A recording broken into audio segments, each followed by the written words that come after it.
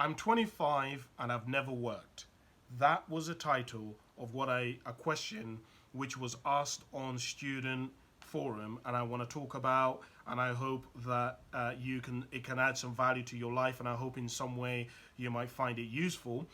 Welcome back again, guys. Hi, my name is Kasim. I've kind of lived life a bit. I've made a lot of mistakes. I've interviewed a lot of people and spoken to a lot of people, so I kind of think I have a little bit of insight that I can share on this topic, and hopefully you might find it useful and it may be able to add some value to the quality of your life.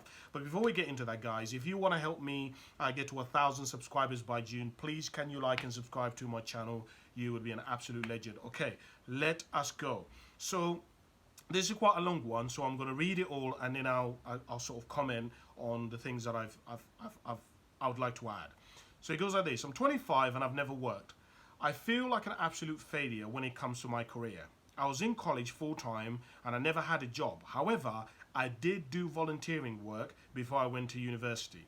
At university, I just wanted to focus on my studies. I didn't work, but I was put myself forward to be student rep. Near the start of the third year at uni, I had a bad head injury, I had post-concussion syndrome, and my mind wasn't really in a good place. The concussion then resulted in me having seizures. Also, I had to wait months and even 1 year to receive specialist care. Again, I couldn't work because of the seizures.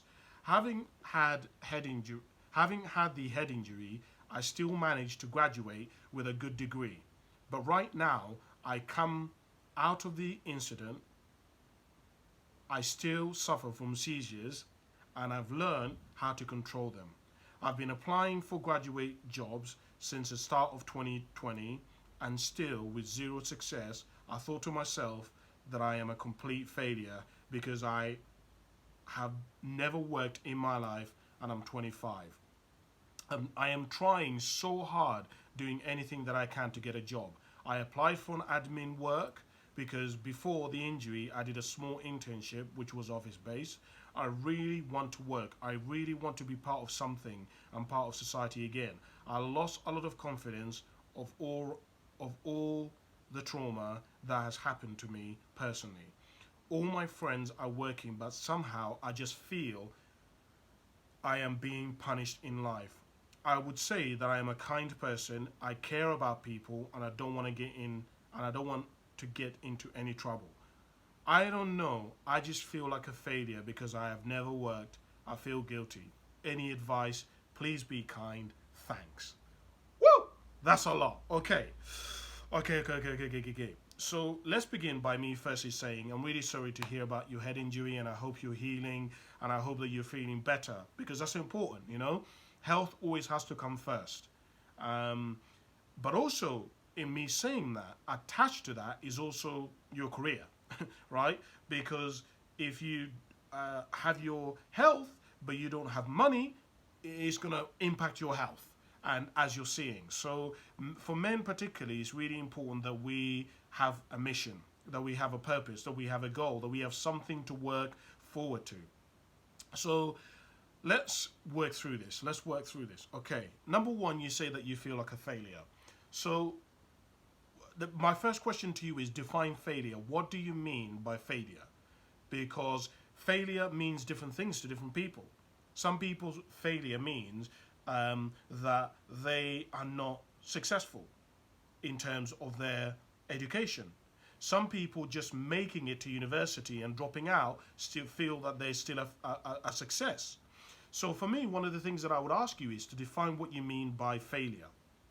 But much higher than that is I would start asking, is it working? Is your attitude working? Is the philosophy about failure and the conclusions that you've drawn really working? Are they helping you, right? Every single one of us, we have a choice in life to decide what we're going to do with what has happened to us. If we, for example, and the way that I say to people is, look at your life as if you were in a movie. Your life was a movie. If your life was a movie, whereabouts in the movie are we now? Are we at the point where your life is going shit and now you're about to work on it and you're about to start training and you're about to go through the, like, you know, when you watch a movie and the person's being trained and it kind of goes through all this training and it fast forwards everything?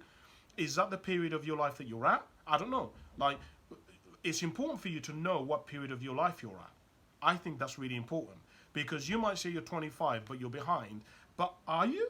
This is why I say to you, you need to define. Like, for example, when you say you're a failure, I'm guessing the opposite of failure would be to be successful. So what would define success? What does success actually mean? What would it look like for you? My sisters say to me all the time, Kasim, comparison is a thief of all joy. Are you comparing yourself against other people even though you're on a different trajectory, even though you're on a different life course? Because if you are, that's part of the reason why you're feeling so much pain. So that's one of the first things that I would share with you. The other thing that I would share with you, which I wrote down here, is that competence is not seen the same, right? And I wrote down here that a father could be respected by his family. He could be respected by his wife. He could be respected by his children, and he's competent and he's a really good father. But when he goes to his work, he's not respected at his work, right? What else did I write here? I wrote down here that it's all very well being a good person, but something has to be said for leadership, communication, networking, charisma, sales, creativity. When you go to university, you learn the theories of a certain subject, but it doesn't teach you life skills. It doesn't teach you how to have the best CV. It doesn't teach you how to have a LinkedIn account and connect with other leaders. It doesn't teach you how to be proactive. These are all qualities that we must cultivate within ourselves. And so I ask you, how many books have you read on getting graduate jobs? How many books have you read on charisma, on leadership? How many books have you made on communication? Because when you go to an interview, rarely do they really ask you about what you studied at university. What they really want to know about is your personality. So one of the other things that I would really focus on if I was you would be about your journey that you've overcome with your head concussion. And that's why that mindset is so important about how are you interpreting your head injury. Because it should be an incredible story. It should be something that tells people, oh, you're the kind of person who, when you get a setback, you fight back, right? That's what you want to hear from people. There's a lot of people who've gone through heartache, who've gone through failure, who've gone through really dark moments in their life, and they've never risen from them. But some people have, and that is what we find inspiring. So for me, I would be asking you, are you leaning on the fact that you had this injury? Are you putting that on your CV? I've had an injury and I've gone from it. Because I say this to you because if you came to an interview with me and I was interviewing you and you start saying this stuff to me, I'd want you to be saying to me, yeah, and I had a concussion and I had to wait a year, but in that year I was fighting and I wanted to progress, and then in that time I've healed now, and so I've started going to the gym and I've started learning more about whatever area that you want to go in. What did you say? You said that your area is, you studied something here. What did you study? You studied, I'm not sure what you studied. You just said that you've been applying for graduate jobs. So what I would say to you is, whatever area that you've are trying to get a job in, have you been reading books on that area? Have you been researching that area? Maybe you could even, why don't you start, this is how, when I talk about really being, getting a sort of personal skills and life skills, this is where maybe you could start a YouTube channel about the difficulties that you've overcome with regarding to trying to get graduate jobs, right? Maybe you might start a blog about it. This is where you need initiative. And this is, so when you go to an interview or you're writing your CV, you can say on there, I've started a blog and I've written a blog about trying to get a job. This is where you start standing out of the crowd.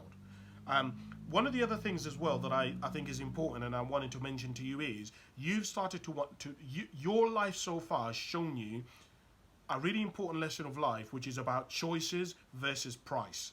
Meaning that every choice in your life is always going to have a price. There's always going to be a consequence, right? And you've just realized that the fact that you've had the concussion, and then you took a year out has put you slightly a bit behind people who graduated at the same time as you. The fact that you went to university and you decided not to work even though other people worked is put you in a position where you don't have any life experience, so you're going in blind, right? So you've now starting to realize that ultimately the thing that separates people in life is their choices. And a lot of people, it takes us ages to get this. It takes us ages to understand that as much as circumstances can happen to us, ultimately the thing that really determines the way our life turns out is our choices. It's really the choices that we make that determine whether we become a winner, a loser, the state, the sort of social status that we have. All of these are all the result of the choices that we make. The other thing that I wanted to talk to you about, which I think is also important, is that you may have taken advice from people about how to get jobs, about what to do with your concussion, about where to go. But the thing that I would ask you is, have you started making decisions? Do you have what's called self-determination? So self-determination basically means that you have a sense that the outcome of your life is, and the choices that you have in your life are based on you. That you are actually participating in your life, that you're actively making decisions. I think part of what's really diminished your confidence is that so many things are happening around you of which you don't have more knowledge than other people.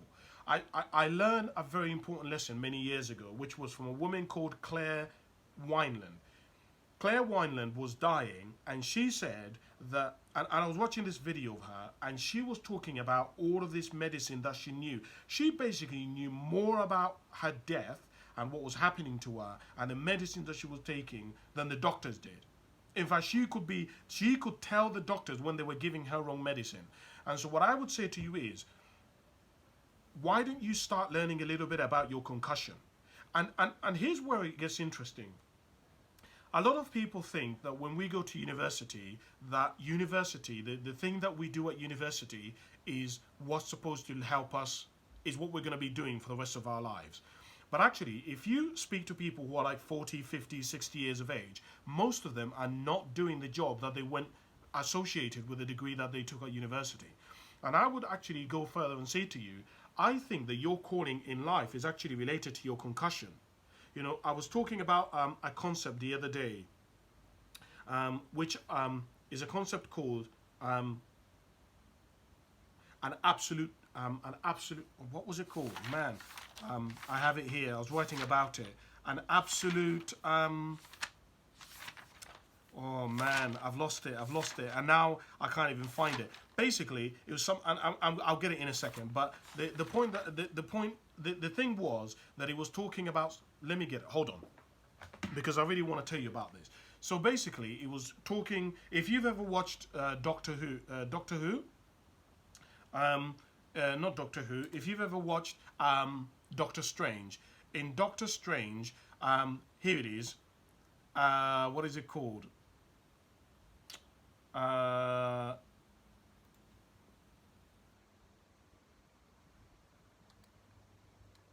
Hold on. Hold on. I'm going to get it for you because I want you to take this. It is called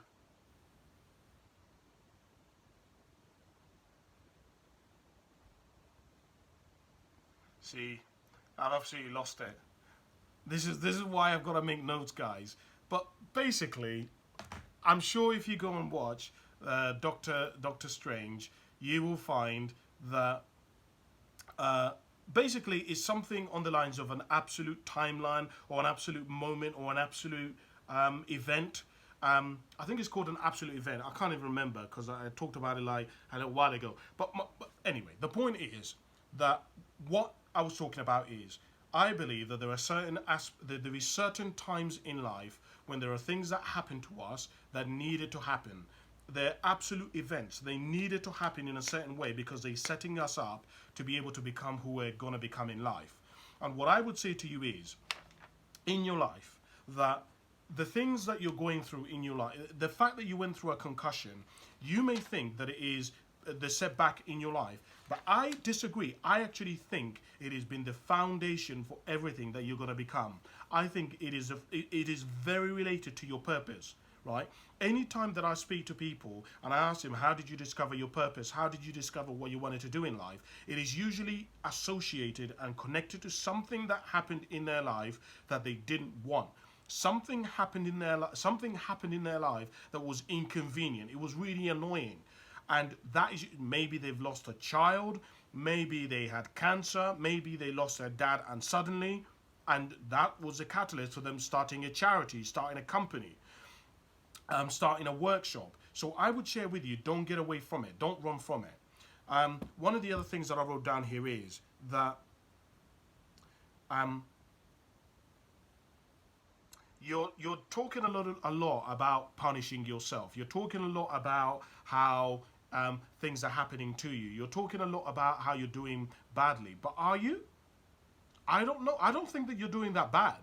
I don't, and this is where like you may have to be a little bit softer on yourself, and this is something that you might have to pay attention to in your life. Are you one of these people who's really hard on yourself for no reason? Because actually you've had a concussion and you've gone through a really traumatic event that happened to you, falling down, and you've been out of the world for a long time. And so I'll say to you, are you actually giving yourself some grace? Are you being kind to yourself? I know that you should put pressure on yourself and we should want to do well, but also part of that is we need to give ourselves some grace. And I wonder if you are. The other thing that I wrote down here is, which is something practical that you might want to do, is if you live in a house where there's like a fireplace or you've got like a barbecue, obviously remove the steel, the bit, I don't know, the grill where you'd put the meat. Start a fire up, let it burn, and then write down all the things that you're sorry for and the things that you want to get out of your life, and then chuck it in the fire. And if you don't have that, as a way of releasing any guilt, as a way of releasing all your past, I'd actually, if I was you, and this is something that I would do, and this is more of a sort of Malaysian, Bali, sort of Eastern philosophy of Buddhism, but I would write down all the things that have happened to me in your, like if it was you, I'd write down all the things that have happened to you in your life, things that you haven't really wanted, and then cast them away, and then open up a new page and write all the things that are going to happen in the next 5 years in your life. As a metaphor, as sort of like I'd draw a line in the sand. This is where we're going to become. This is where we're now going. That's what I would do. And I don't know if that's kind of been useful for you or not, but those are the things that I wanted to share with you. I hope you find them useful in some way. Yes, there we go. Thank you very much for watching. If you have a question that you want to ask me that I can maybe answer for you, ask away, send me a message. If you want to help me get to 1,000 subscribers by June, please like and subscribe to my channel. You'd be an absolute legend. Apart from that, thank you very much for watching, and I'll speak to you soon. Bye for now.